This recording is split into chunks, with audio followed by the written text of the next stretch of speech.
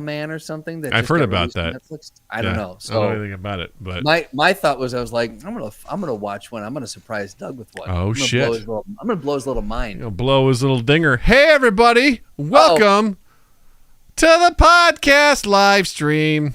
You can't do that. That's not consensual. Well, it is now. By being here, you consent. That's how that works. Pretty sure that's how the law works. You're here, you consent. It is now. Yeah, there you go. Bingo, bango. Bingo bongo. Bingo, bongo. How's everyone doing tonight? I hope you're well. I hope you're good. I hope you're behaving just like you should. Hope you're well. I hope you're good. I hope you're sitting there with some wood. Yeah. Yeah, you carving that wood? Because Huh? when you watch us, you get all excited. God, that looks so gross and phallic. Oh, yeah. Yeah. Woo! That's what we got to do. What's up, everybody in Streamland? Yeah. Speaking of pee on me, Daddy.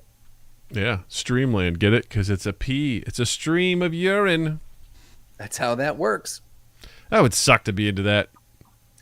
Yeah. Look, I have a shy bladder, so I would be the worst partner for that. You know, it's funny. I used to have a shy bladder, and then for whatever reason, I was able to overcome it. My brother, I think, may still have that issue, but I remember, like, we would go, even as, like, you know, college age or whatever, we'd go into, we had a concert, and we walked in, there's just a whole bunch of dudes at the urinal. My brother's just like, nope, and he'd just walk out. I'm like, really? It's like, you can't do it. And I was like, I used to be that way as a kid. I'd be like, I used to be a really shy pooper, too. Like, interesting. Like, I didn't want people to know that I was going to drop like all the sounds and everything like that. I was really afraid. Yeah, I was afraid that, you know, for whatever reason, I'm like, I couldn't rationalize the fact that this is what you came in this stall to do. Right. This is the purpose of this. So just let her go. Because I'd hear other guys just drop in there and just be like, you know, just unleash the fury. And I'm like, absolutely. I wait until I'd hear like a toilet flush or like someone would turn on the hand dryer. And then I'd be like, just let it all out so that there wouldn't be any noise. No one would know that the poop was happening. Yeah. Now as an adult, I'm like, I mean, I haven't really pooped in public in a while, but I just be like, hey man, you gotta do what you gotta do, you know? Pre-pandemic, before when we were all still in the office, you know, you get to know people, you know, you get to know them well. I knew what stall Haig always used to take. And so if I was in the bathroom in a stall and I knew that he came in, you know, because you could hear him grunting like Haig does, and he would sit down and I would wait for the first fart. I'd wait for that first fart, then I would text him. And I just either text him, sounds like a good one. And he'd just text me back. He's like, you know how to ruin anything. I'm like, you're welcome. You're welcome, Haig. You're Just welcome. know I'm always listening. I'm always there. Yeah. And that's fantastic. What a joy. What a joy. Right. Well, I think we should get this show on the road. Let's get her done. Let's get her started right.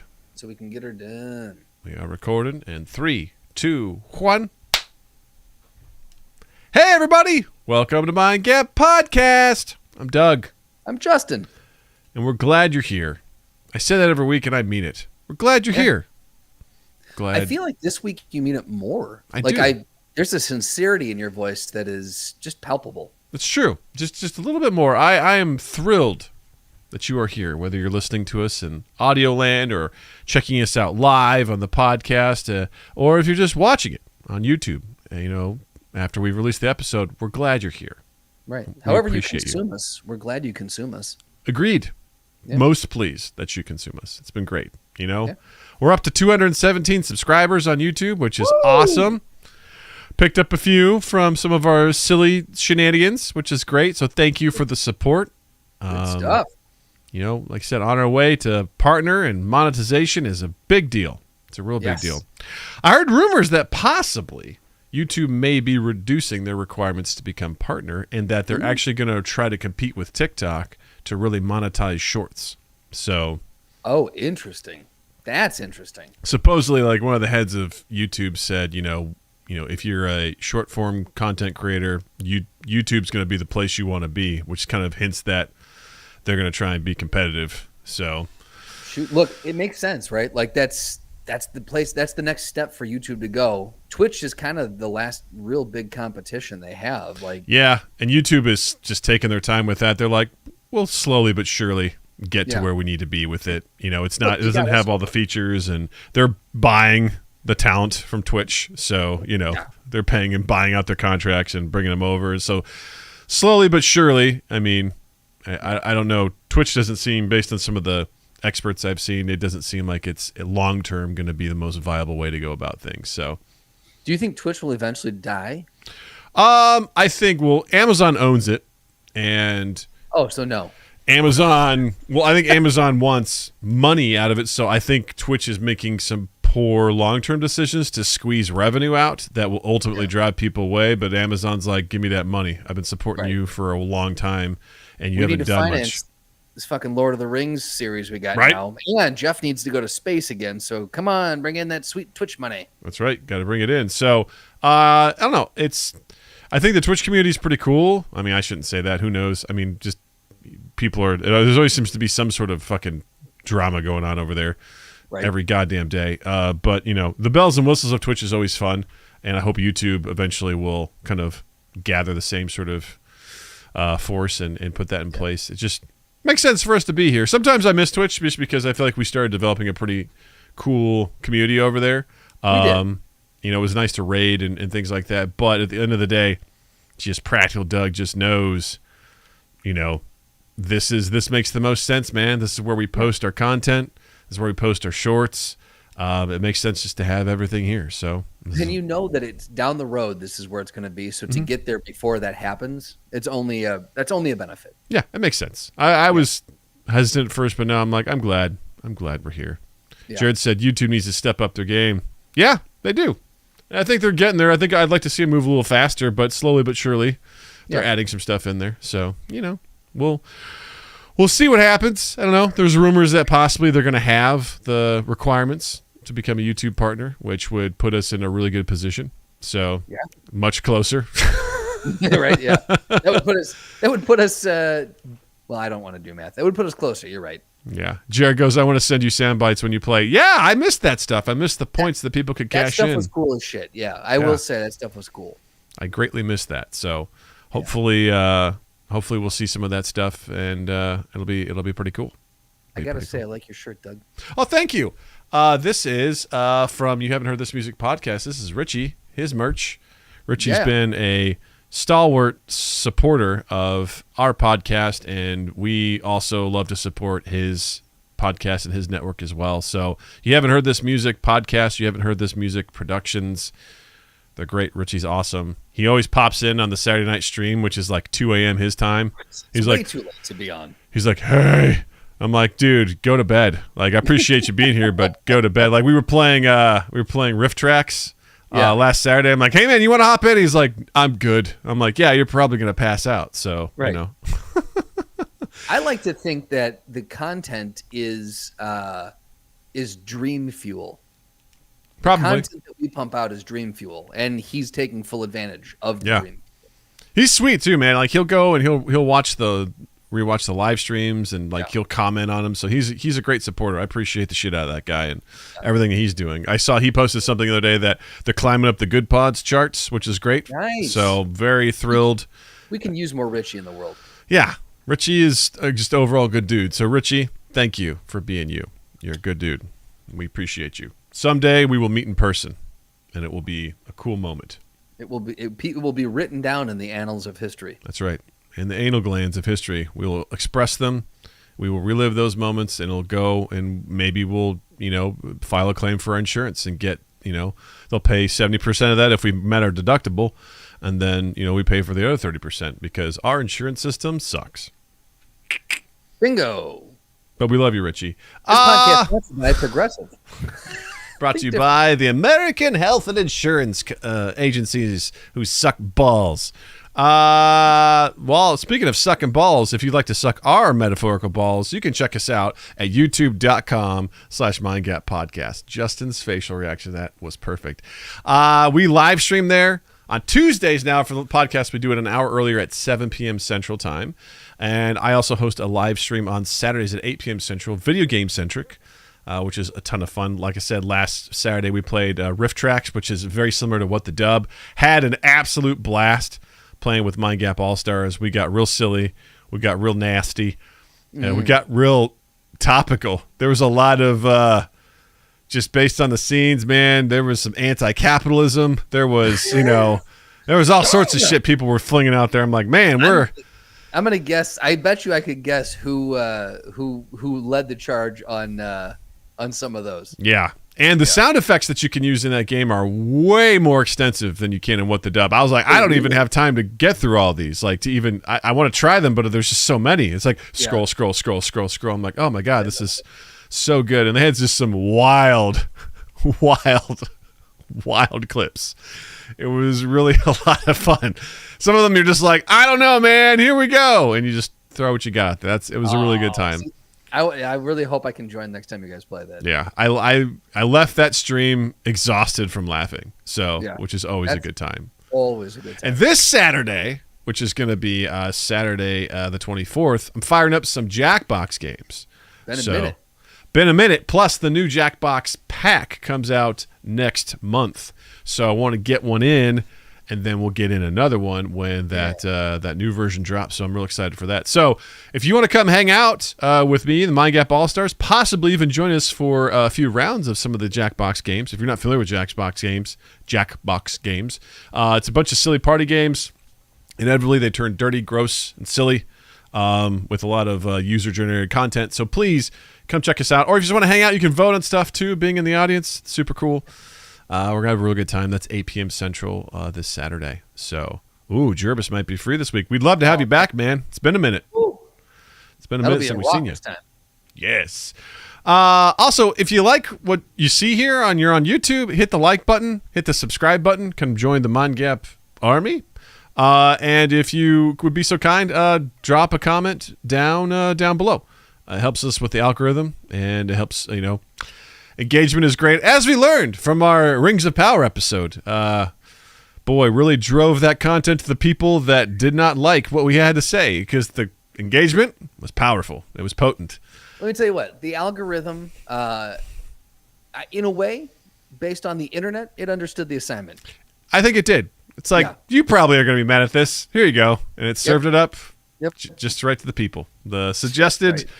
90% of the people who watched it, they were suggested the video. So I think, I guess we did our job. I guess so did YouTube. So great partnership. Drop a comment. Even just drop a comment with an emoji, your favorite emoji. It's awesome. We appreciate it. If you want to support us with your actual financial contributions, head over to patreon.com/mindgappodcast. You can subscribe over there. Or if you want to check out our merch at redbubble.com, and then just search Mind Gap Podcast, all one word. You can find some fun stuff to treat yourself. Christmas is almost here. Get your Christmas shopping done. Get it done. Mind Gap. You can also join our Discord server. Link is in the description down below. You can join all the other Mind Gap All-Stars and hang out with us and sign up for game nights and just shoot the shit in general. We got a really great community. I love everyone in there. So... I'm going to get a plug-in at the top as well. Let's do it. Or before the end of the show, while I still have people's attention. Plug it. We are officially launching our Seed and Spark campaign, which is a film fundraising. Seed and Spark is a film fundraising website, a crowdfunding website for film. We're officially launching it tomorrow. It is Wednesday, September 21st at 8 a.m. Central. You can go to seedandspark.com and search Love and Improv. Or you can go to loveandimprovfilm.com. It's all spelled out, loveandimprovfilm.com. And there's information there. There's a link to the Seed and Spark campaign. And any amount that you can give, there's some cool promotions, benefits or prizes that were given for different tiers of people who pledge money. So check that. You might be able to win a walk-on role in the film, be invited to a after party, a wrap party with the cast and crew, might be invited to a premiere, a VIP at one of our premieres. So, please check that out, loveandimprovfilm.com, where you can find our Seed and Spark campaign and you can donate some money. We're going to be doing it for the next 30 days, and we need to push it super hard. So even if you can't donate money, just go on there and share the links around. Let people know. Spread the good word. Spread the Let good people word. know. Thanks for the plug up top. Smart move. Thank you. Smart move. All right.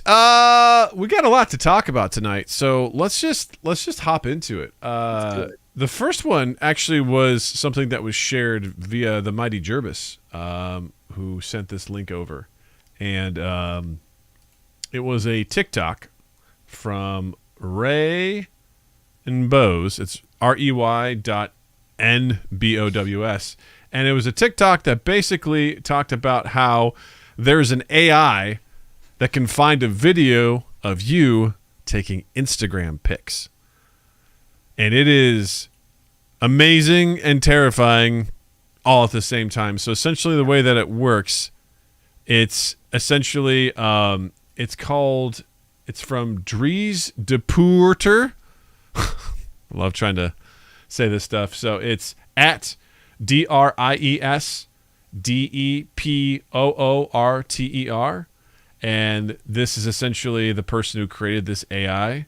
And he makes projects around surveillance, privacy, and AI. And he has this artificial intelligence that will essentially find an Instagram photo. And then it will then run through all of the, public access security footage to find the moment in which you took the photo. It's absolutely bizarre. Like I'm gonna try and see if I can pull this over, just show it. You won't hear any audio, but you can kind of see how this works a little bit. So this is they're showing like how you can this like, oh, here's these two guys. This is where they took it, and then they're showing the right next to it, side by side. This is the surveillance camera. That's like, oh, that's where they took it. That's how they did it, and so it's kind of wild and kind of terrifying at the same time. And I honestly don't know the point of it. Yeah, well, look, it's got obviously it's got a super Big Brother vibe to it. Yeah. I also don't know how the AI is gaining access to all these CCTVs and these security cameras. Like I there's a part of me that thinks like this is the cynic in me. This is the part of me that's like, no, conspiracy. Like Dudesy. Yeah, right. I'm like, Dudesy's real. Is this, or is there someone? Did they doctor this where they had the guys and they had someone propped up on a balcony and they edited and put it out there like that? I don't understand how the AI is gaining access to all this security footage. Your open source cameras in public spaces is what Jervis says. Okay, well look, I never claimed to be an expert in anything really, so thank you for the information on that. Yeah, that's terrifying. Yeah, actually, this is the website to this guy, which I'll switch over so we can see it. Dries de Poorter. So using open cameras and AI to find how an Instagram photo is taken. Like that is, man, it's fucking bizarre, man. This is kind of crazy. Oh, they have something called the Flemish scrollers, automatically tagging Belgian politician when they use their phone on the daily live stream with the help of AI. So there's a screenshot of when they're on their phones while they're in session, like during like parliamentary proceedings. So they're live streaming. So they live stream their proceedings, right? Of like it's like C-SPAN, Yeah. And so basically the AI will tag and like notify them when they're on their phone, like because it's like, oh, you're on your phone, like oh shit, that is crazy. So is that like in class you're not allowed to have your phone? Like what is that? Is that the purpose to this? Or because again, I'm struggling to find the purpose. I suppose one could argue some sort of a law enforcement rationale, but I feel like that's an extremely weak argument. I feel like it's almost an opportunity to let people know that, hey, you are being filmed. Like right. There's surveillance. You may not realize it everywhere. Yeah. But it's there. So be mindful. I heard a statistic years back that it was something to the effect of when you go out, you're recorded no less than 100 times that you're unaware of. Like there's that many cameras out there right now, be it from someone's cell phone or from security footage or whatever it is. Like you are being recorded far more than you realize. This is just it's terrifying to see it in action, I think is what it is. Yeah, we're gonna take a look at more of this here. So this is. So it says, how does this work? Recorded a selection of open cameras for weeks. All right. Scraped all Instagram photos tagged with the location of the open cameras. Okay. Software compares the Instagram with the recorded footage. And then that's basically how it works. He's like, I launched the project on September 12th, 2022. The YouTube video was just created with the results of 10 days. I will publish new results on my socials. And so he's showing, like, there's a picture here of a woman just in front of Wrigley Field going like this. And then, so it's like Instagram on the left, and then on the right it says the open camera, and it's showing this girl getting her photo taken, like, from security footage. Like, Jesus. It's crazy. If you can see her walking into position and then having the photo taken, like, you're seeing it in real time, walking into position in real time. Yeah, this is crazy, man. Like, wow. That's wild. And also you realize how dumb people look, like, posing for photos. One of my favorite things to see is the accounts that do Instagrammers caught, or influencers in the wild. Yeah. Oh, they look so dumb. Yeah, like, because you see the polished video and you're like, damn, that's cool. And then you see them capturing it and you're like, oh, yeah, you're a moron just like all of us. Well, yeah, it's like there's nothing glamorous about that video you just made. Like when you watch, behind the scenes of, like, a music video getting made, the video, like, this music video looks fucking awesome. And then you watch what's happening. You're like, they must feel really dumb having to do this. Shit, just look at the Avengers, man. Like, oh, yeah. There was a ton of BTS that was released around Endgame. Oh, yeah. And just when they had those giant battles and they're all running, it's nothing but a green screen, and Josh Brolin has got a dowel rod with a paper mache Thanos, or not even a paper mache, just printed out Thanos head tapped to it. So they know where the eye line is. Just like Hulk's no different. Mark Ruffalo, like, walking around like dirt with this extended head. It's crazy. Yeah. Yeah, it's funny, man. But yeah, it really does show you just kind of the absurdity of how much. And yet, if you think that you're going out, you're I guess that to the same point, the people who are like, oh, I'm not on board with all the, these companies taking my data and selling it and doing this and that. I'm like, look, if you walk out the door, you're done. That's it. You're being followed. You're on the grid. Doesn't matter how off the grid you want to be. Yeah, it's kind of wild, especially when you think about, like, Ring doorbells and stuff like that. That just is a thing now, in a lot of cases. Are you comfortable with this technology being done? I know you don't post a ton to Instagram, but, like, are you comfortable with someone? Because again, all this takes is for him to make this, open source or whatever, and someone can take this or someone else can write it and do the same thing. So, like, for people to be able to find you, like, does that worry you at all? Does that freak you out? That's a good question. Does it worry me? Because there's a level of, anonymity at this point, because, like, some individual would have to do a ridiculous amount of work to try to manually do the same thing, but if someone's writing computer programs to do that. To be fair, all these videos that he's showing are from extremely populous places. Like, these are Wrigley Field. This is like a big city in Brazil, like a big popular place. I think it looks like the UK.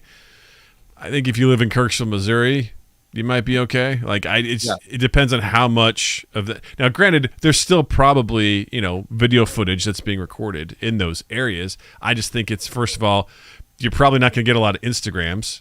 But in Kirksville, it's like 480p. It's, right. It's going to be what it black is. Black and white, grainy. So I think obviously the more popular spot too, like, the more you're going to be able to pull that and match it with Instagram. I think it's the overall concept of it that is unsettling. I kind of wish it was more unsettling, to be honest with you. Like, it's one of those things where I guess you just kind of have to accept. Yeah. Because what are you going to do? Like, what's the option? Right. There's, I guess, don't use Instagram, I guess, for this particular project, which I'm okay with, like, it's a necessary evil for me. I just post. Jervis asks a good question. Are you worried more so than for Natalie? And what, by the time she gets of age, to be using social media and gets her own phone and everything, like what will at that point, or teaching her like the cause and effect of stuff about like posting and what you put out there. Like, that has to invade your conscience. Oh yeah. Jill and I literally talked about that on a walk the other day. I was like, what I am most concerned about is, because part of her school is like, she's in first grade. She's taking an iPad home starting next month. Like, that's part of the thing. That's where a lot of her apps are that she uses at school, which I'm like, that's great. Like, this is cool. You should know how to use this technology. It makes sense. Practical Doug has the giant, biggest, hardest, erection you've ever heard of. When you hear about all the cool stuff that this curriculum does, as far like snow days, technically they can do e-learning like during snow days. That's a bummer for kids nowadays because those aren't a thing. That's what Jill said, but I was really impressed because I'm like, that means you don't actually have to lose a day of school. Like, because we have an open in snow day emergency packet at home. Yeah. And it's like when this happens, it's like turn to page, like you'll get email saying what page to turn to and what homework to do, and also a schedule of when to hop on for group stuff and everything like that. Like, it's all mapped out, which I love, because if we have a prolific storm, that's good to go. Like, we don't have to like extend the school year necessarily. Right. I mean, they build that in just in case, but it's there. So the efficiencies of that stuff is really cool, and I want her to be familiar with technology. I think the hardest thing to try, I think, is going to be to explain to her, what you post isn't just to your friends. Anybody can find it. Like, anybody can find it. So I think it's going to be a lot of discussion around, and I don't really know how to approach this, but I know there were some parents that would have their kids, like they would say, I'm gonna look at your phone, and I'm gonna check your text messages, and I'm gonna check your social media. You have to be friends with me. Like, you have to do all this sort of stuff if you're gonna use it, because I need to monitor what you're doing. And I used to be like, man, that's really intrusive. Right. But at the same time, it's kind of a nice barrier to be like, hey, if I see that you're posting something, like, I can help guide you, so to speak. I want it to be less intrusive and big brothery, and more of a, hey, mom and dad are following you, okay, so keep that in mind. We can see what you post, and that's how you need to think about what you post, is anybody can see this. This isn't just only my closest friends. Everything is open, and especially being a female and the shit that happens out there. I saw a streamer the other day post something where they're like, hey, we don't talk about age in my chat, because here's why. When you see how old you are, groomers see that, and they can all of a sudden start messaging you and things of that nature. It makes me real uncomfortable, because it's just like, you have to try and teach her, like, there's a lot of bad people out there, and there's a lot of people that are going to try and reach out to you. They're going to try and talk to you, and you're not going to know them, and you honestly just can't trust them. You just really can't. And how do I teach her about scammers? How do I teach her about, all this sort of stuff that, listen, I fumbled through some things and whatever. I think I'm pretty decent as far as my track record goes, but shit's continuously evolving. They're getting sneakier and sneakier all the time. And to someone that's brand new to it, they're going to be like, Dad, guess what? I got this DM that said all we need to do is give them our bank account number and we're going to get crypto. It's like, okay. Yeah. My niece, Jill's oldest niece, just her Instagram got hacked. Mine did. No shit. You know me, I am. Well, yeah, remember I messaged you about a month or so ago. I said, hey, if you get any messages from me on Instagram, don't reply. Mm-hmm. And then I got it back. Thank God I have. Pro tip, make sure you have at least one current picture of yourself on your Instagram feed, because that's how they'll verify you are who you are. Oh, you can file a claim. And when you file the claim, they say, okay, hold your camera up. They'll scan your face. They'll search your account, and they'll say, yep, that's you. Mm-hmm. And they'll give you access back, and they'll take it away. So, but I am, I'm always the one that's harping on, like, my mom or whomever to be like, why are you clicking on the thing? Yeah. Don't click on the thing. We got this email. Delete it. Yeah. You don't know who it is. Don't click on the thing, Yeah, my mom, actually, I got to give her credit. She texted me the other day. She goes, this is a couple weeks ago. She goes, hey, did you just text me from a new number? I was like, sure didn't. She goes, because they were saying, basically, they said, hi, it's your son. And they basically were trying to get her to scam her, and I was like, "Yep, not me." I go, "Did you check that it's not Dave?" She's like, "It's not Dave." I'm like, "It's a scammer." I was like, "You did the right thing." She goes, "I'm sorry." I'm like, "No." I go, "You did the absolute right thing. You verified. Yeah. It wasn't me." And whatever they're trying to pull, I was like, "Block the number." She's like, "How do I do that?" I sent her a quick video how to do it. I was like, "This is how you block them." I was like, "Don't." She goes, "Now they're calling me." I'm like, "Don't answer them." Like she is at least, she's aware of, she's aware enough to be like, I don't trust it. Like she's paranoid in a good way to question that sort of stuff, which is good. But I mean, I don't know, man. It's going to be, but someone like us can still get duped. So like 100%, it happens. Like Natalie just jumping on, like, my God, it's I've got a, again, there's a lot of really great conversations I'm looking forward to having just to help protect her on this sort of stuff, and it's just not something she's there yet. Like we were working on addition last night for homework, and I'm just trying to help her understand a couple of different things. There were multiple times where I'm like, "You just got to solve for X," and I was like, "You don't know what that means." I was like, "We know two things, we don't know the third. We got to solve for X." I was like, "You'll know what that means when you're older." When you said it, I was excited. I was like, because what I like, because she was getting frustrated last night too, because she's like, "I don't know the answer." I go, "Natalie, I'm less concerned about you getting the answer. I want you to learn how to get the answer. Right. That is what matters to me." I was like, if you can learn how to get the answer, it doesn't matter what problem is going to come your way, you're going to be able to solve it. Like that, you need to understand the process. Because I told her, I go, when I was a kid, I was so focused on getting the answer, I was overlooking the process. And that was a hard lesson I had to learn, was that, if you can understand the method, there's nothing you can't solve, Right. And what I loved about her homework was it was addition, but a lot of different ways they were trying to approach it. And I was like, this is really cool. It's just something straight up. It's like, you have these dots. You have 9. There's a blank. How do you get 10? And they're using some visual aids. And then they're like, then they're throwing some trickier stuff in there. Like, here's a 10 box. We're covering up some of them. How many are under the thing that's being covered up? And I'm like, you could look at this as addition or subtraction, depending on how you want to look at it. Because it's like, there's 10. They're giving you 6. If you take 10 and you subtract 6, you get 4. Like, whoa, I was having a lot of fun with it. But it sounds like a waking nightmare. Yeah, it's like just trying to explain the concepts even of basic math. It's not easy because this is. I mean, the concept of time to her. I don't know how we're ever going to teach her that. I don't know how I ultimately understood what time is. It's a man-made. It's invented by man. It's not a real thing, but we've somehow invented this thing. And I'm like, at 2:00 we'll do that. She's like, how long is that from now? And I was like, I don't know, like 2.5 hours. And she's like, I see her just nod, but I was like, she doesn't know what that means. The way we used to do it was, for me, my mom was like, it's 2 Transformers from now. Like she would give me like, okay, like what's your favorite show? It's 2 Transformers and a He-Man. All right. I'm like, that's an hour and a half, That's a good way to look at it. But yeah, I was just talking to Drew, and Max is trying to wrap his head around time. We were having a conversation, and Max came up and let him know that he just finished his bagel, and he also had a pickle. And Drew's like, "You ate a pickle too?" And he's like, "Well, no, yesterday." And Drew looked at me and goes, "It was like last week he had a pickle." Like, yeah. And he goes, time's still a thing. Anything that happens before Max's afternoon nap is yesterday to Max. That makes sense. I was like, so Max has 14 days in a week. Yeah, he sleeps. The sleeps are what, define yourself and your existence. I get it. Yeah.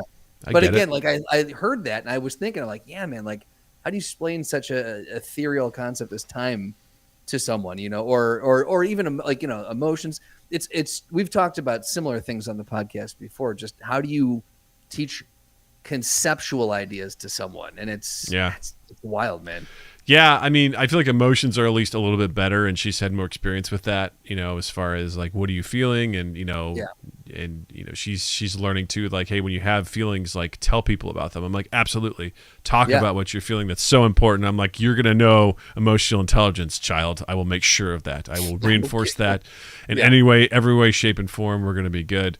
And they send home like things that they're working on at school, like how to ask assertive questions, like how to be assertive when you're asking things, basically being like, I don't understand what's going on. Can you help me, please? Like, And also, it's really big on making sure they do things on their own, which I have a hard time with because I like to be kind and just to like, do things. But I'm also like, open up your own orange.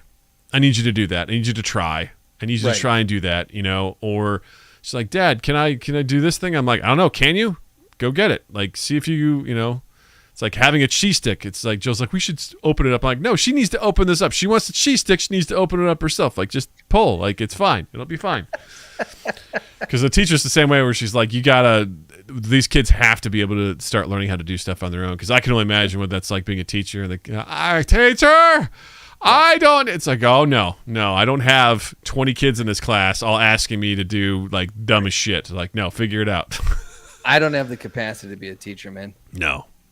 Part of me, I don't know, man. Like, I really love Natalie's teacher. I love the school that she's in. We went to curriculum night, and they were kind of breaking down everything they were going through, and I was like, I love it. I love everything about it. I'm into it. I'm engaged. I think this is awesome. I can't wait to see, how this shapes Natalie. But there's all that other stuff, too, like, Natalie, I mean, Jill's reading the 1619 Project book. Are you familiar with that at all? The 1619 Project? No. Basically, it's a bunch of scholarly folks have gone through and, really taken a look at our history, and they've kind of, they're looking at it from the perspective of our country was founded on slavery. That is a fact, a historical fact. And how has that affected our country based on that? It's caused a lot of problems with the conservative folk who feel that,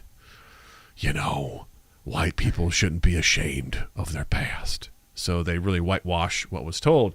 And, I saw Jill was reading that book. I'm like, that I haven't read it, but I'm very familiar with it. I was like, that's a really important book. And I go, I'm really curious what Natalie's going to learn in history class. And because we don't have a national standard for history, every state has different requirements, so everyone learns something different. So therefore, as adults, we don't really know our history in the same way. Man, that's fucked up. I never even thought of that. Yeah. Like it is bonkers, and you start to realize like why we are so divided on like what really happened, because there's a terrifying statistic in that book, in the opening to that 1619 Project, that said in a survey done in 2018, only 8% of high school seniors were able to identify that slavery was the primary cause of the Civil War. Which made me go, what did the other 92% think was the primary cause? Right. Because I'm dying to know that now. I'm from Missouri, and even I knew that. Like, even I knew that it was like, that was about slavery. That was the prime reason why people went to war. So, oh man, I would love to know what the other 92% said. And there have been some book challenges on, the other school, the North Side. They've seems to be a little more conservative up there. They've challenged some books that are available, and I don't know. I'm just kind of curious. Like, I will be peeking over the curriculum, and I will be the person that's like, I look at this as like, I'm going to make sure that my kid is aware of what really happened, and I'm not really gonna. I'm like, listen, we'll get you to study and get an A on the test, but you're really gonna understand, what happened here. Like this. We may do some ancillary lessons at home.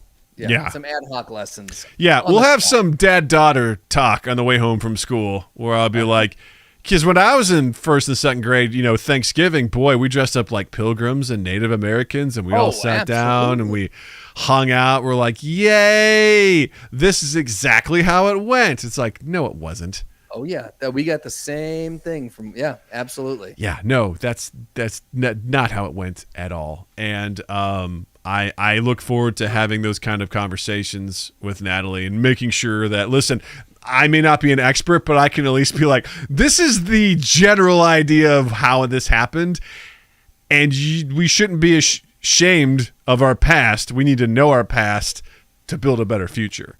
And so I want her to be absolutely aware of her Caucasianness and the privilege that comes with that. I'm thrilled that there's actually some people of color in her school. I was really terrified. I'm like, great, it's just going to be all white kids. Right. And she sits at a table of 4 with 2 black girls and a Hispanic boy and a disabled boy as well. I'm like, sweet. You've got a variety of folks that you sit by every single day. That's amazing. That's great. Yeah. And she's going to learn to interact with those kids, like hopefully throughout most of her childhood, which is awesome. I'm like, that is incredibly important to me because we are in a white suburb.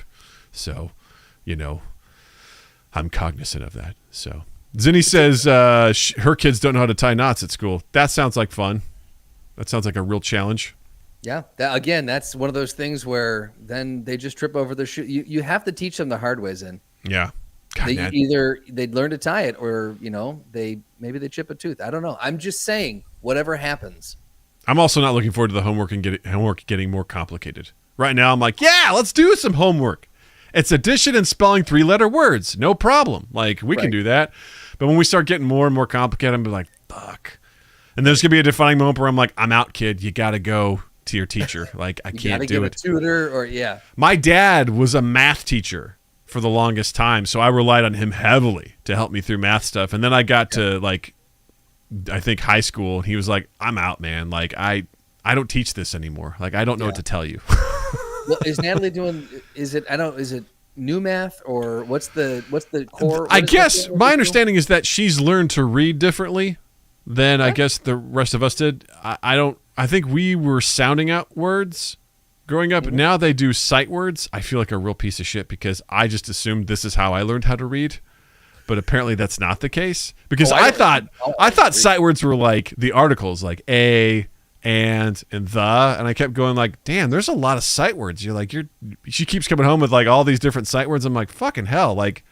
How many sight words are there? Like, is she just memorizing words then? I think that's what it is. I think that's what and you are applying like kind of the concepts of how to sound it out, but it's just essentially by the end of her first grade year, there's like 160 words that she's going to be tested on that like she needs to know, and she's great at them. Like she's fucking loves to read, so she's great at them. But I'm like. It's not until my friend came and visited like 2 weeks ago that he's like, oh yeah, they learn differently than we do. I'm like, what do you mean? He's like, sight words, and I'm like. Huh? That's different than what we did. He's like, yeah, man, we used to sound that shit out. I'm like, I don't sound it out. Like, I don't know what's happening right now. So apparently, it's, right now it's addition. So I don't think there's a whole lot of change to addition. Yeah. I think multiplication and division get a little trickier. I don't know. We'll see. And I may just look at it and be like, Natalie, I'm dead sorry. I'll try to look at the homework and I'll do the best that I can, but. Again, you learn the method. Don't let Dad just give you the answer, okay? You'll never learn if I help you. I gotta go. Yeah, I got a podcast to do. Yeah, but going back all the way back to the idea of like, am I worried about Natalie and things like that? That's a road I will cross when I get there. But kind of going in that same vein, Debug says, kids nowadays use a combination of sight words and phonics taught systematically to learn how to read. Lion, an example, an ex-English as a new language teacher. Oh, yeah, Lion, that's right. Lion's one of the new folks to our community. We're so glad to have you there. And I didn't realize you were an English as a new language teacher.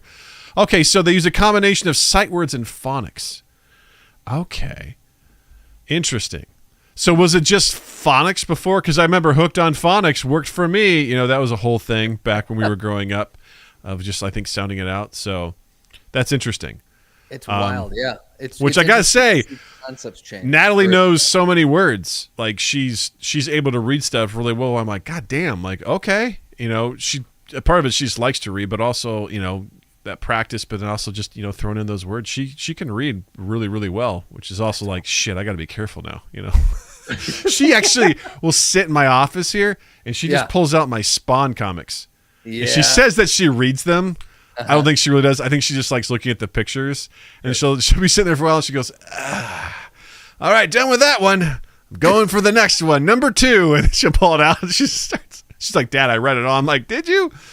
She'll pull it out. She goes, Dad, what's this one about? I'm like, Natalie, I've read those once, and that was years ago. I go, I have no idea what that one's about. She's like, well, the cover looks cool, and then she just opens it up and starts thumbing through it. That's why you got to go, Natalie. You read it and you tell me what it's about. Right? And she goes, wow, Dad, look at this guy. He lost his teeth. And it's like someone like spawns like curb stomping this guy. His teeth are shooting out of his mouth. I'm like, yep, Dad's busy playing video games. Like, I tell her, I go, that shelf's fine because it's got Spawn, V for Vendetta, whatever. And it's got Sandman. I was like, you can look at those. I go, you got to be careful with the pictures, though. Those pages are kind of worn out. Yeah. I've got Watchmen. I've got Black Hole, which she's like, Dad. I was like, yeah, don't read that one. That one's a little more adult. And I go, the shelf above that, off limits. I was like, that's got Preacher. That's got The Boys. It's got some Stephen King stuff. I'm like, yeah, no.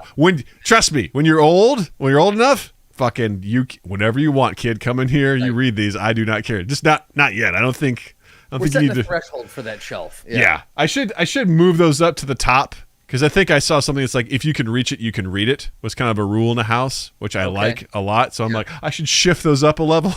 Yeah. So that because you know that as a kid, there's one day you're gonna round the corner and she's gonna have snuck in the room and it's forbidden fruit. If she's been told that shelf's off limits, that shelf is only going to get more and more. It's going to call. She's going to be looking at Herogasm and I'll be like, no, you don't know the context for that. It's funny, but it's also really gross. No. Right. Yeah. She pulled out one of my Warhammer 40K books. She's like, Dad, what's this one? I'm like, that doesn't have any pictures in it, but that's fucking awesome. She's like, what happens in it? I'm like, how much time do you have? Like, I'll tell you all about it. Like, it's crazy. It's so cool, man. It's an omnibus. It's like 3 stories in one book. It's crazy. Yeah. Actually, I realized I got The Walking Dead down there, but she doesn't see that because I think the chair covers it up. I'm like, that one's about zombies, kid. Like, that's pretty wild. You got books for days. Yeah, I mean, I've got some comics and things like that, and I'm like, whatever you want to read, kid, I'm here for it. I'll support you.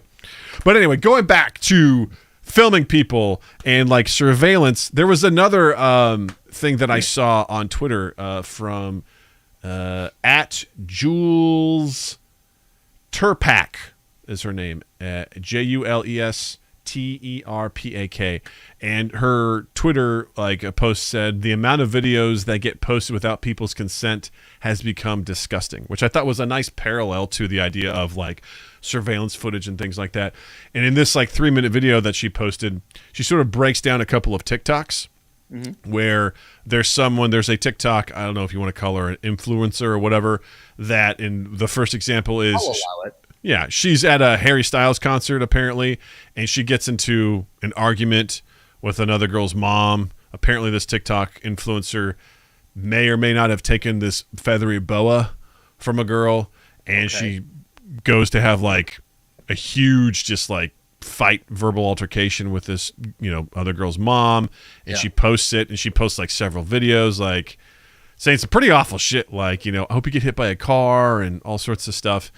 And it was an interesting sort of breakdown of this person has millions of followers on TikTok, and she posts this, and then of course these people find out who this woman is, and they start harassing her and just bombarding her and with all the stuff because they have this one perspective from this one person who posted about it because they were just doing whatever they were doing about it. And then there was another video she showed of this girl who was just in a car driving, and she filmed this guy who was just standing on the street looking at his phone. It's I asked this guy to go on a date, and then he said he was out of town. He said he was out of town, and I saw him, and it was just it wasn't even true.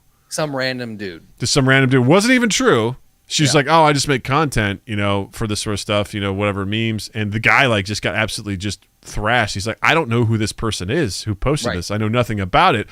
But they were just getting bombarded by stuff, and the girl ultimately, made an apology. But it's an interesting dynamic because, for the record, I've stopped using TikTok because my algorithm is nothing but conflict.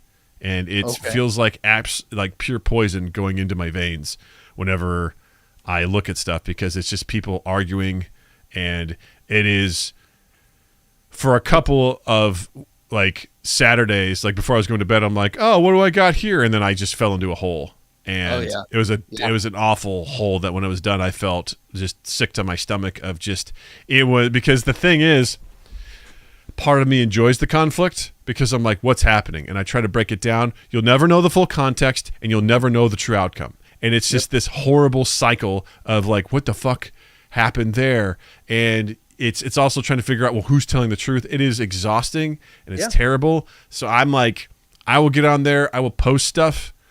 Occasionally I'll check out the videos that other people send me, but there's a couple things that I'll watch that I know will make me happy and make me laugh. Other than that, I don't get on there because it's conflict. It's people using this stuff to somehow get power over somebody, sometimes justifiably, and other times it's just a power move. Yeah. And I think what really blew my mind about this particular video was the idea that people aren't consenting to this. And I've seen plenty of videos where people are like, I don't consent to this. You can't film me. And people are like, it doesn't matter. We're on public property. I'm like, yeah, they're right. You are on public property. Go fuck yourself. But then I'm also like, I can see their concern because they don't get to control.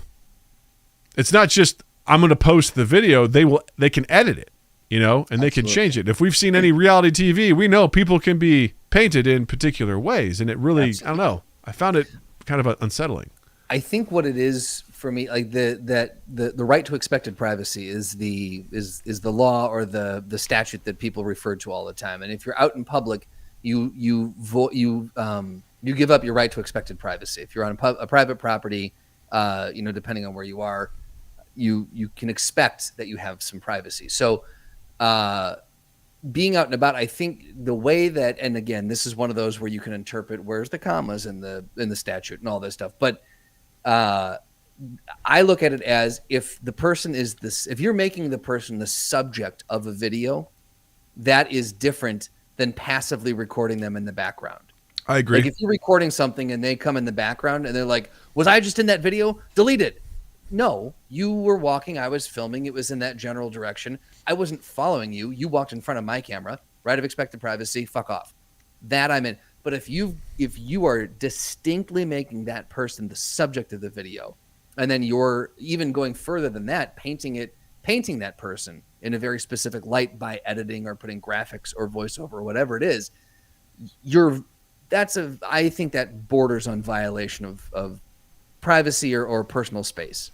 Yeah, it's tough because we all kind of have a weapon in our pocket if you think about it. Like absolutely. It's pretty gross. I've seen some almost, you've seen some videos. It's like someone's walking and they're videoing them. You're like, oh, that's interesting. But then maybe if you were to video the person who's videoing the person and you see how intrusive it is as someone's got their phone out and they're just doing this. Yep. I've also begun to realize how overwhelming that is as someone's just like got their camera in your face and you're just like, oh, what? And then you realize that everything you're saying, like you have to be super like careful about what you're saying because it's being recorded and people can do whatever they want with it. And Jules makes an interesting point in this, in that it used to be that if someone pulled out a camera to take a picture or record something, people were like, oh, way more cool with it because they understood that it was going to end up in a private collection. Like photos were going to go in, they have to fucking excuse me, physically develop the film and get out there, and they'd put it in a photo album, and it wasn't going to be distributed all over the place. Right. Versus now when someone pulls out their phone, people get really agitated really fast because this could be anywhere in a second, in a heartbeat. It could be delivered. And if this person has 1 million, 2 million, 10 million followers, your interaction could just be out there and out of context, and people make judgments like that. Yeah. A lot of people don't take the time to ask questions. They're just like, oh, look at that dickhead, because X, Y, and Z. And it's horrifying. I've always told you that that's one of my greatest fears. Oh, yeah, absolutely. And it's only been more amplified in recent years. Absolutely, yeah. One of my greatest fears is going, quote unquote, viral for all the wrong reasons. Absolutely, yeah. Something that like just unintentionally people are just like, all right, my lights are doing weird shit right now. That. All right. That's distracting. Don't know why that happened. My lights are going crazy right now in my background. I don't know why. We'll just debug mode. He clarified maybe something that I said. He said maybe not a violation of privacy necessary, but it would be protected under slander or libel laws. Yeah. So I think yes. Not by law, by definition, not an invasion of privacy, but you are definitely invading. it's invasion of personal space, I think, is more so what I meant to say by that. Like it's and definitely slander and libel. Like if you're painting this person out in a way that is not accurate of what actually happened, that's yeah. Yeah, I think I'm also just terrified of like your only recourse is something to do with the court. Like I'll take you to court. Like that happened to me at a former job at assignment desk. I left. I gave 1 week's notice, and my boss at the time withheld 1 week's vacation pay from me because he's like, "Oh, you didn't give me 2 weeks' notice. I'm going to take 1 week's pay from you," which is illegal. Yep, you cannot do that. Yeah. And my only recourse was to take him to court, but I was like, for what? $500? Right. I'm going to take you to court for $500. Like we were getting paid peanuts at that job. I ultimately decided to go, that is the fee I'm going to have to pay to get out of this job and never talk to this piece of shit ever again. But I was like, I can't take this guy to court over this. Like it's not worth it, and the idea of if someone is just like, cause we've seen this, man, we've seen people, there's so much shit that's going on. Like, I don't know a ton about it, but I don't know if you heard about kiwi farms at all. No. There's this big thing that's been on for the last several weeks. There was it's community kind of like growing New Zealanders? No. It was a community online similar to like 8chan and stuff like that, where it was a pretty, I already don't like where this is going. Yeah, pretty toxic place that would dox people, that would swat people, particularly like trans people and LGBTQ plus people, and it was a really bad place. And one person in particular who went by, I think, the name Keffels, ultimately like fought the good fight and continued exposing them, and all their shit got taken down from a lot of the major hosting places. Wow. And now essentially a lot of them, like the site mostly doesn't exist, or if it does, it's in like the dark alleys of the internet. It doesn't have the power that it used to have. But the idea of someone just deciding to be an asshole and being like, oh yeah, here, I'm going to SWAT somebody and send the fucking police to raid your place, or someone. I know doxing, but I've never heard of the term SWAT. Happens a lot to Twitch streamers. People will call the cops and say, give their name and address, and while they're streaming, the fucking SWAT teams will fucking come in and raid their place because they've been told that something serious is happening, and they'll raid their place as a way of harassing people. Wow. It's pretty fucked up. That is messed up. Yeah. Yeah. Also look what Alex Jones did with the Sandy Hook shit. You know what I mean? Those parents basically being told they were actors, that their kids weren't real, that they didn't really die. I mean, that was what, 2012 when that happened? Yeah. That was, yeah, that was 10 plus years ago where they were doing that shit. And it's like, it's only gotten more sophisticated, since then. So yeah, this video kind of hit me where I'm like, God, that could happen to anybody, Yeah. And there's go ahead. I'm sorry. No, I was going to say, cause the versions of that I flock to, and I'm sure is poisoning my algorithm, is when you see the people having the supermarket freakouts, or the Karens that are in line and freaking out. You're just like, man, this woman's so, messed up, or this guy's such an asshole. And then it's probably safe to assume that is true. Like that they're very messed up people and they're assholes and that's not good people. But you don't know what the beginning of that, you don't know what sent them to that point. And so thinking of that, I'm like, man, if I gotten into an altercation with someone and it was in the middle of me rebutting against something that they said and my anger that kicked in and someone started recording at that point, I could easily be painted to look like a psycho, Mm-hmm. And it's just, it's terrifying to think that at any point, if you lose your head at any point when you're in public, that could be it. You could be, instead of famous, you're infamous. Yeah, no, it's very true. I mean, there's a flip side to it also, where you can capture people being complete fucking assholes, right? Sure. And there's a justice to it, which I think is also kind of the enticing piece for me. Is I love justice, not in the gross American way of this person needs to be incarcerated for the rest of their lives or whatever. But there is something, I think, justice oriented, where not only like are people being assholes online, but people just being straight up crazy, ridiculous, racist, homophobic assholes, and people capture them, and then there are real world consequences for it. It brings me a lot of joy to my heart because I don't know, it's complicated because those people are assholes, and maybe it's that 1 week moment. You know, can you judge someone from that one moment alone? I mean, for some people, yeah, you can. But especially like when people make really bad jokes, they're like, this is funny. It's like, it's not. Yeah. And they get exposed for it, and it hurts their like small business or their employment. And they and the best part is when they give like the worst apology after the fact too. There was a woman who was like, did this stupid fucking thing where she's like, something's wrong with me. My armpits, they just smell like tacos. Smell like a taco truck. You know, and she was just like making a lot of really bad, I wouldn't even call them jokes. They were remarks about Mexicans. And it went on way too long, and she was like, it was a joke. And no one found it funny. And her local, of course, they all own a boutique. Her boutique place just got hit up, got lit up, by all this sort of stuff. And she just posts, this awful apology where she's just like, that's not who I am.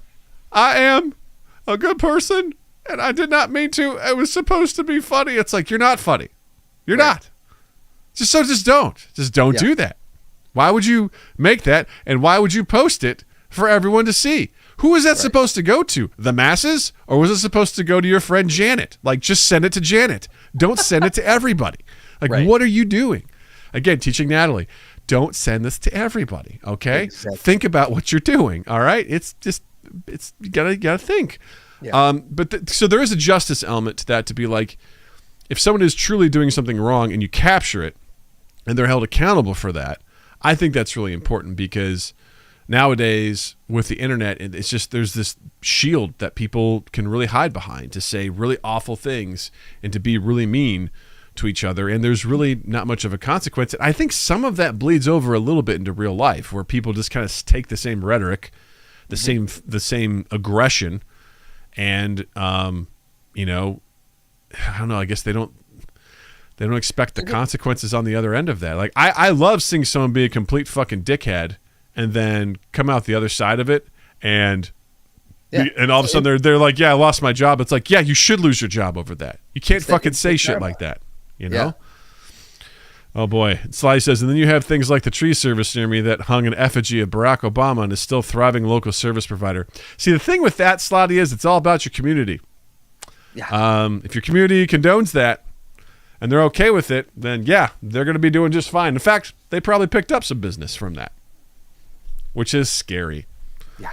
Slotty, there's some houses to buy around my place. You want to come over here? We could be friends. Your daughters, my daughter can hang out. You and I can have just the best food ever cooked to each other. We send each other gifts of food daily. That might get me to move back. Yeah, my community kind of sucks. Yeah. Yeah. I think, I don't look. Without wading too far into the political realm on this, I think some recent figureheads have normalized the fact that some recent figureheads have been able to say and do pretty much whatever they've wanted and get by with no accountability. I think that has emboldened a lot of people who would have otherwise stayed behind the veil of the internet, that anonymous veil. And I think they're like, cool, so maybe I can go out in the real world and there is no consequences to this. Let me dip my toe in that pool and see what happens. And then, maybe they get away with it once, twice, and then now it's a thing, My only caveat for those people are you rich? Because if you're not rich, you will absolutely feel the consequences. If you are rich, you can probably dodge it. But if you're just an average human that's like, going out there and doing really dumb shit, you're gonna get smacked. You're gonna find it. You're gonna find the consequences are gonna come and bite you. They're gonna get you. I'm gonna bite you. They're gonna bite you. They're gonna get you. Epicurean, the Greek philosopher of happiness, said, "A happy life is living with friends, a life of moderation." Slotty, you should move and stream together in real life. Oh, man, that would be great. I'd finally meet Slotty in real life. That'd be amazing. Yeah, I love it's that. weird to think that we still haven't met most of the community in real life. Soon, though. Got to meetups. We got it. We got some tentative plans in 2023 to do a Mind Gap community meetup. I'm excited.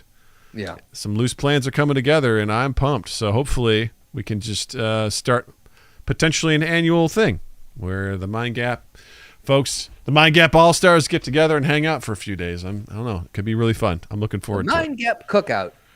Yeah, right? I'm like, you put me, Noah, and Slotty all together, we're going to be cooking up a storm, man. It's going to be great.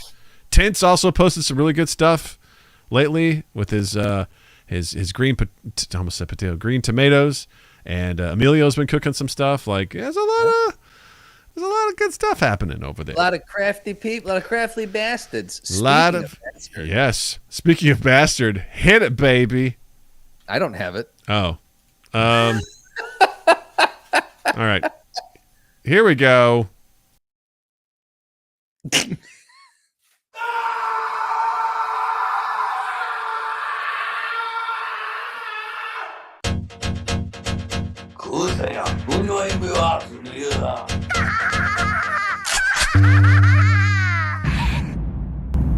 I know I had two on there, but that was the first one that I picked. So there we go. Cool. It's that time again where Justin was so confused. He's like, that's not what I it don't should know be. what's happening right now. Right? Well, folks, get ready because we're back again with another favorite segment called Anime Out of Context. Okay. If you've never been here before for this, it's very simple. I, for this session, have curated a snippet of anime. Justin has not seen this anime, nor has he seen this script that he probably just opened right now. I'm going to assign Justin with a character, or possibly two. I will give him light direction, and then we will do a cold read of the script that I put together. This is part 3 of Bastard, with 2 exclamation points. Currently streaming on Netflix. It's a wild show, man. It's a real wild show, and when I was watching it, I was just like, take notes because we're gonna do some anime out of context with this. So, Justin, are you ready? Yeah. Can we just for my vocal cords? Can we steer clear of Dark Schneider? What do you mean? At some point? No, you can change, Justin. You don't have to do the same voice every time. You can take a different approach. I feel like I do. It's up to you, man. He has a lot of lines in this, so I'm just saying. It's up to you. The choice is yours. We might be changing it because I don't care. It's just a strain. It's just a strain. It is a strain. Yeah. So, in this scene, we've got Dark Schneider, who is a powerful spellcaster bent on taking over the world. We've got Diamond, who is an ancient vampire. And we've got Lars Ole, who is a small dragon and friend of Dark Schneider. Justin, you're going to be playing both Dark Schneider and Lars Ole in this. Okay. Get your water. Friend to Dark Schneider. All right. Schneider. Here we go. Dark Schneider stands in a throne room staring down the evil vampire lord Diamond. Yoko, Kai Harn, Shawnari, and Lars Ole try to break free of their ropes. How dare you hurt my woman, you idiot. And to top it all off, you kicked Yoko. How dare you hurt her? Someday she'll be the woman who bears my children. You are a monster. I'll destroy you. Dark Schneider holds up his hands and begins to cast a spell. Su, Han, Tu, Stay, Lu. No, not that spell! Dark Schneider's hands grow purple as he winds up and prepares to hurl his spell at Diamond. Riot! Bolts of lightning shoot out of Dark Schneider's hands, electrifying Diamond, who grunts in pain. Oh, this is me. Yeah, this is a different character now. This is, yeah. Okay. That's an advanced form of the Belvolt spell. Lightning spells and cooling spells are two of the only types of magic that work against vampires. There's no way that spell didn't injure him. Is that all Dark Schneider is capable of? Too bad it didn't work.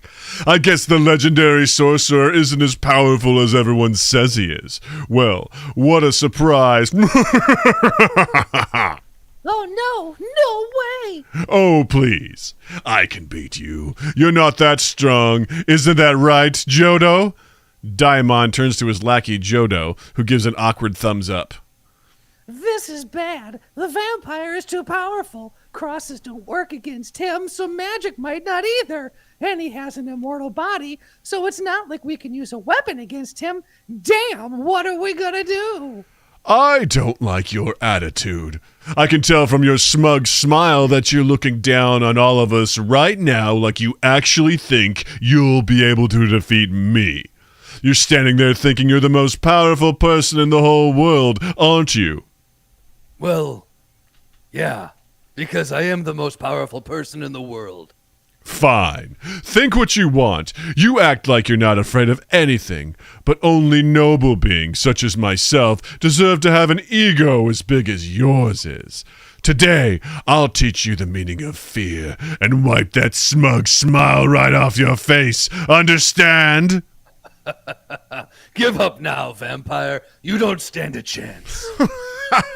Witness the magic of a noble assassin! Daimon's eyes grow deep red and lasers shoot out of Dark Schneider, who screams in pain. There's an explosion of blood and a hand falls onto the chamber floor. Did you see that? I did it, Jodo!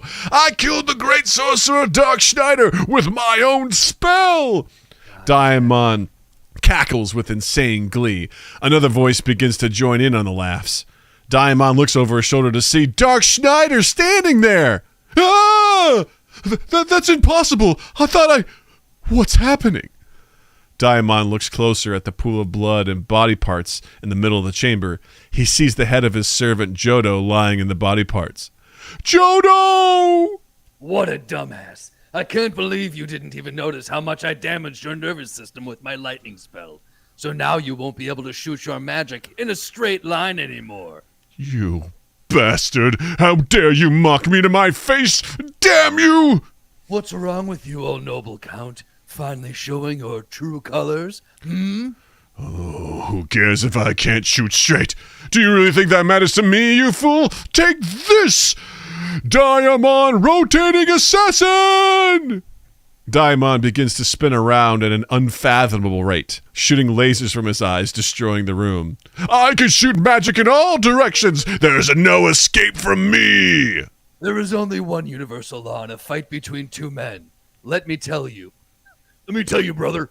The ugly meathead never wins against the young hero. Smart, handsome, ladies' man. You know the drill. Look at you, brother. From the moment I saw your face, I knew you would die. Shut up! I'm a beautiful noble! Dark Schneider catches one of Daimon's lasers and slowly transforms it into another spell. What? No way! He managed to catch my magic spell! You're the real monster bastard! No way, brother. I'm not a monster. You are. Dark Schneider hurls his spell past Daimon, destroying the wall behind him. You idiot! What exactly were you aiming for? Rays of sun begin to shine onto Daimon. No! The sun! So pathetic. Someone like you could never hope to scare me. There's only one person I'm afraid of, brother. Daimon's skin turns gray, and he slowly turns to ash. You did it. You beat Daimon. You destroyed the vampire for us. No, not quite yet, little brother. Take a look. The ashes begin to stir, and a bat bursts free. It's Daimon! Did you forget that a vampire's body is basically immortal, Dark Schneider? Don't forget, I am a noble. I am true-blooded vampire. I am a ruler. My name is Count Daimon. Dark Schneider grabs Daimon out of the air and throws him to the ground. He then rips a piece of webbing from his wings. What are you doing to me? You.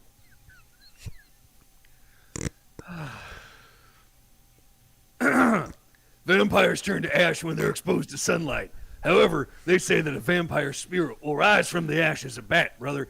He turns to his coffin and sucks in the spirits of the earth. Then, 2 days later, a bat is reborn in the form of a vampire. Isn't that right? What are you going to do? Are you going to kill me now? Let's not get ahead of ourselves first. First, I'm going to cast a spell. And then, this little piece of flesh right here is going to be my catalyst. Even if you are a vampire, the spell will definitely work, brother. This is one of my all-time favorites. Anyone subjected to it is doomed to fail. It's an evil spell from ancient times. No! Stop it! Stop it! Please, don't do this! Diamond, you're evil. You're an evil, though arrogant, cruel, and funny man. Brother, quite frankly, I haven't decided what I should do with you, so I'll give you a chance to choose whether you live or die. O kings of the splatter rock, come forth on the wings of this. O kings of the splatter rock, come forth on the wings of this bat. O demon of the night, enter my nail and seal our pact, brother. Dark Schneider places the flesh from Diamond's wings onto his finger, and blue flames appear as he begins casting his spell. O kings of the splatter rock, come forth on the wings of this bat. O demon of the night, enter my nail and seal our pact. The blue flame turns into a wiggling life form on Dark Schneider's nail.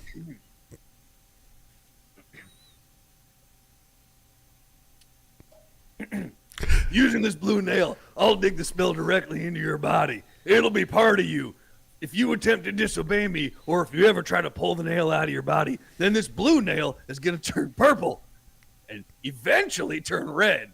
The moment it becomes crimson red, you will breathe your last breath, brother. Your body will be shredded into pieces, put back together in the form of a hideous creature, and you will never be reborn again, just like I did to Hulk Hogan in '88. How you feel about being a disgusting and helpless toad? Dark Schneider plunges his nail into the side of Diamond's face, who begins screaming in pain. Ah! Stop! Please! Have mercy on me! Mercy? I don't have that. Don't even know how to spell it. Accused! The spell begins to take root as Diamond continues screaming in pain. How nice. I love the sound of your screaming. I love it. Come on. Please keep screaming for me. I hate you! I hate you! I hate you! Diamond flies away in bat form, repeatedly yelling how much he hates Dark Schneider for fingering him.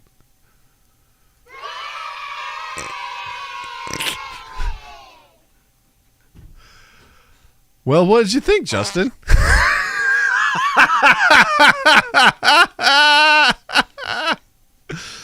Look, we've talked about it before. I'll say it again. I don't understand the amount of exposition that happens in these fucking scripts. I just don't get it. I don't get it. Why? Why is there so much exposition? For the record, I trimmed out a bunch of shit. Like, I tried to keep it to the core of what the scene was about. So, yeah, it was crazy. Slotty goes, "This sounds like a fever dream," and I'm a JoJo fan. He means JoJo's Bizarre Adventure. Yeah, dude. I mean, granted, it's anime out of context, so you take anything, even some of the best anime, and you take it out of context, you're like, what the fuck? But this show is like that all the time. And there are some anime where the internal dialogue and the exposition is really bad. Like, and those are the ones that can sometimes be a bit much for me, where people are like fighting. It's like sort of like freezing on their face. They're like, "Oh, he's so strong. If I'm not careful, then I might lose. But if I use my 5th level ability of Water Spike, then perhaps I might be able to throw him off his balance. Oh, just like the master taught me." You know, like there's just a lot of that shit. This seems so over the top. Because when the guy's like, "Oh, a vampire's weakness is cold and lightning spells," never has come up in the show up to this point. Vampires haven't existed until this point. So to think that cold and lightning are the things that will affect a vampire, I'm like, oh, really? Why? Right. Why would that be the case? You know? In all of vampire lore, we've never, Yeah, I didn't know that. D-Bug goes, 10 out of 10 acting skills. Funimation, hire these two for the dubs. You know it. I also liked how you changed over to a professional wrestler halfway through. I thought that was a really good choice. It made it much more fun. That was really well done. Yeah, it was. I still have at least one more of Bastard, and I just found out today there's like 12 more episodes, so I've got more homework to do. I will suffer, so you can smile. You'll suffer for our Yeah, I'll do it. I just want to remember what the what was the line that changed me over. Yeah, what was it? It was because it was such a wrestling line. It really was. I think it was what a dumbass. Maybe that was it, or was it? Oh no, there's only one universal law in a fight between two men. Oh, it was the "Let me tell you." As soon as I saw let me tell you, I was like, "Let me tell you, brother." Yeah. Yeah, it's yeah. It was really well done, and there was just so much. I don't know, man. There's just so much crazy shit in there. Yeah. And I'm like, oh, this. I think I thought of it because I'm like, oh, they're casting spells. Whenever they're casting spells, I'm like, this has got to be Justin casting the spell because he's got to say the words. He's got to give the description as to why it's happening and tell us all and do it in a very serious tone of being in the character, and it brings me much joy. So good. It was really good. Slotty says that wrestler voice seems like it'd fit perfectly on a barbarian. I think you're right, Slotty. I think you're right. Oh my. We'll see. We'll absolutely see. Well, Well, a lot of water ready. I hope you enjoyed this episode, this segment of Anime Out of Context. If you have some anime out of context that you would like Justin and I to read, send us a message on our social media at MyGet Podcast. You can join our Discord. We have an Anime Out of Context channel down there. You can put that in there. The only thing we ask is that you do have to write out the script. And you do have to credit where it came from. The episode. This is actually season 1, episode 9, called Blue Nail of Bastard. So just decide which one of us is going to be reading what, and give us a little bit of direction, and then we'll take it and we'll run with it. We've had one fan submitted a segment of this from Slotty from JoJo's Bizarre Adventure, which was a delight because for the first time I had no idea what was going to happen. So just made it fun. So it's always a delightful thing when we get to do Bastard. Something. Yeah. It's something. Whew. All right, Justin, what do you got to recommend for this week? Oh, well, I'm going to recommend. I can't remember if I've recommended this in the past, but because the new season is out, I'm going to recommend it again.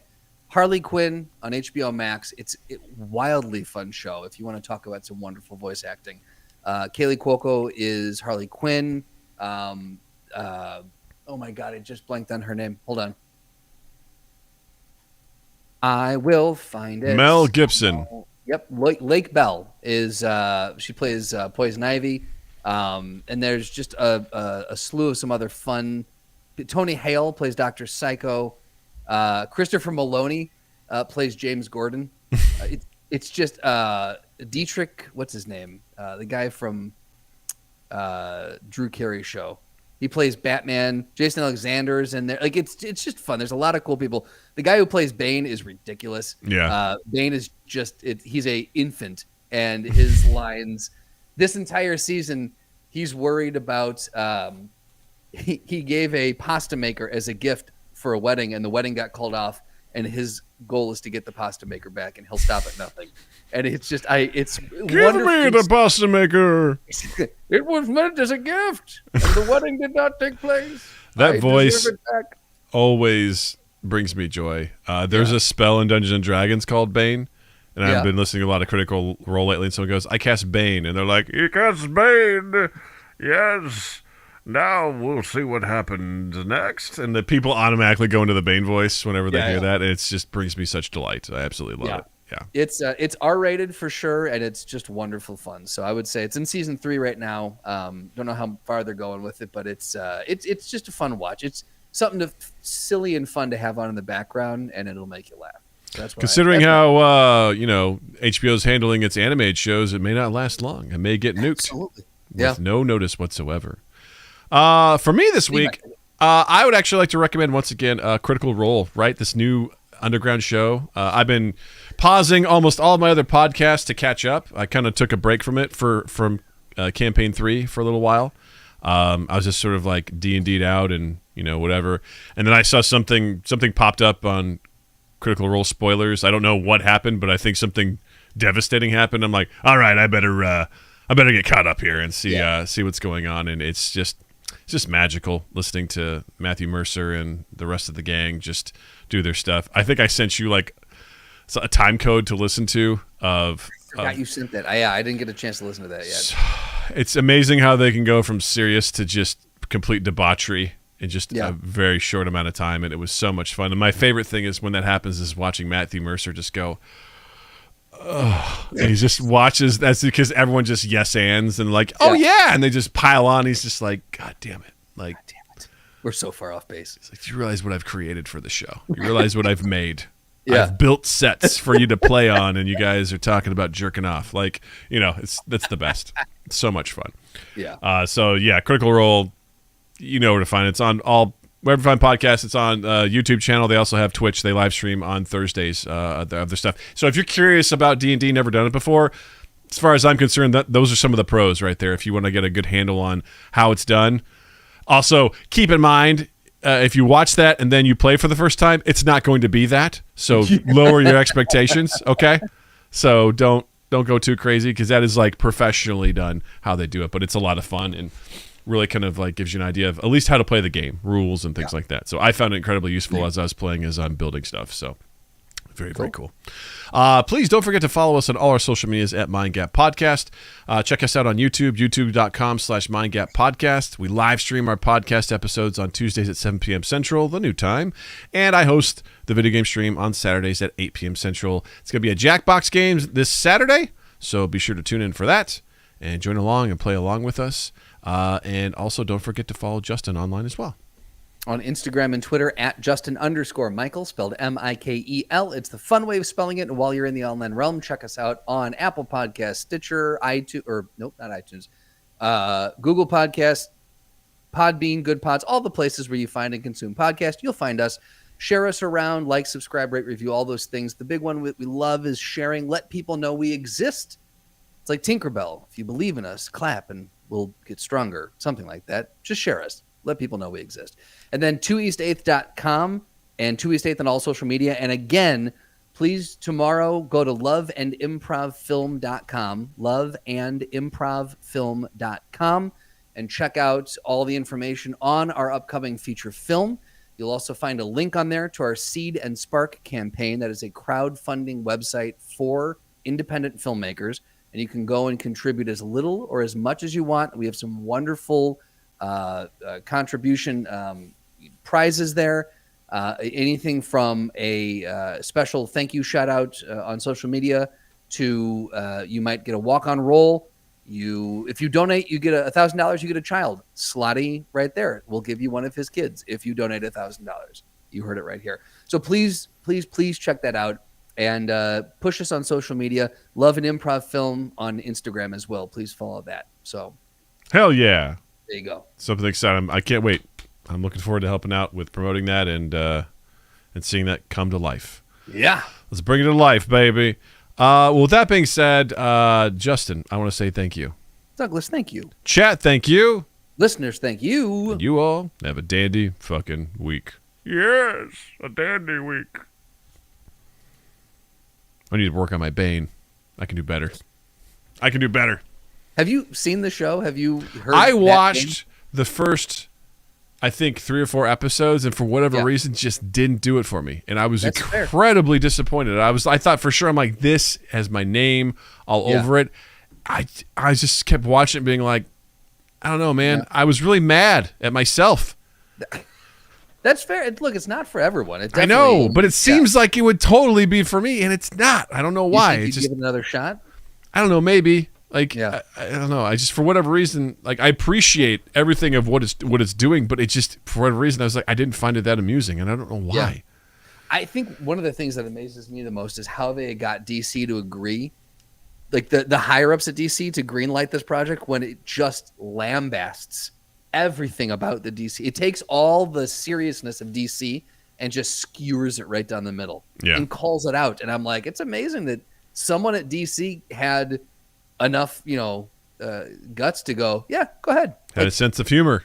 Let us have it because it's funny, But the Bane voice on that is just absurd. Like the guy, it's a cartooned version of Tom Hardy's Bane, and it's his, he's mad because the Joker stole his chicken, and it's just, I love how the Bane voice is like part of pop culture. Like it is just something that everybody knows, everybody does. Like it is You can amazing. do it. People like, I know what that is. I've actually just started rewatching Nolan's Batman trilogy again. I've like it's very sacred to me, so I'm like I just can't watch it all willy nilly. I finished Batman Begins. I'm like, this isn't quite as good as I remember it. I was like, it's okay. Yeah. I mean, of the three, it's the weakest. It's definitely as far as you got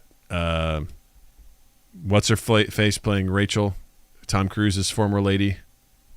Katie Holmes. Yeah, she's not great. And some of the line delivery or some of the lines in that are like, oof, oof, Yeah. oof. Currently rewatching Dark Knight. I'm just like, God, I fucking love this movie. It's so good. Yeah. And then I know, like, it's so flawed. The Dark Knight Rises. I wish some of the story elements would have been stronger, but I'm really looking forward to going back and rewatching that again, especially the fight scene with Bane, like just all that sort of stuff. I'm looking forward to just like kind of getting into it again and just seeing how it goes. But yeah, my biggest fear is that those movies just won't be as good as I remember them because I hold them in such high regard in my heart. I'm just like, please. Well, it's interesting. I know the third one caught a lot of shit. More, I feel like more so than the first one. So it's interesting that the first one you put at the bottom of the stack. Yeah, I mean it's a decent. I mean, if you can go back in time, it's solid because again, it's an origin story. We were at that time. Yeah, like for superhero films, especially for Batman films, because I completely wrote off Batman Begins when it first came out. I was like, "Fuck this! Another Batman movie? Get the fuck out of here!" Didn't even bother. And my bro was like, "You need to go to see this." And he took me to the theater. He goes, "We're gonna go watch this." And I watched it. I'm like, "That's fucking good." He's like, "Yeah, right." Like, because I think that came out in like 2005, maybe. When it was like early to mid 2000s. You're right. I think it was 05. Yeah, it was 05, 08, 2005. Yeah, 2005. Because then 08 is when Dark Knight came out. 2012 is when Dark Knight Rises came out. And so, like, consider like what we'd seen for superhero films at the time. Yeah, it was like, oh, okay, this is legit. And then we were blessed with Dark Knight and Iron Man in the same year, which is just like can't beat that shit. It just took it to a whole new level. And I think possibly because of what I've consumed with the MCU, I may be looking at it with a different lens now. Yeah. Which is fair. But still just, I appreciate it, man. The Joker, goddamn, Heath Ledger does such a phenomenal job with that. And just, there's just elements of it I'm just loving. I'm just loving it so much. It's so good. There's definitely some parts that I think I'm able to look at and be like, this is slow, or this drags a bit, or this isn't as strong. Whereas before I'd be like, don't touch this movie. It's fine. It's perfect. Lion says, at the risk of sounding like an uncultured swine, I really don't know who Bane is. But since you said everyone knows Bane's voice, I feel the need to ask. I'm assuming it's not Darth Bane from Star Wars. Lion, let me start by saying I'm glad you're part of our community. I'm so glad Zinni invited you here because you belong here with us, and I appreciate you. You're very fun, and I like you. So thank you for being here. Bane is a villain from the Batman universe. He's been portrayed many different ways. I think the first on-screen portrayal we saw him was in Batman and Robin, Schumacher's glorious film, where he was just such a throwaway character. It was upsetting. Yeah. In the comics, he is known as like one of Batman's both most physical and intelligent adversaries, and in one particular arc, he breaks Batman's back.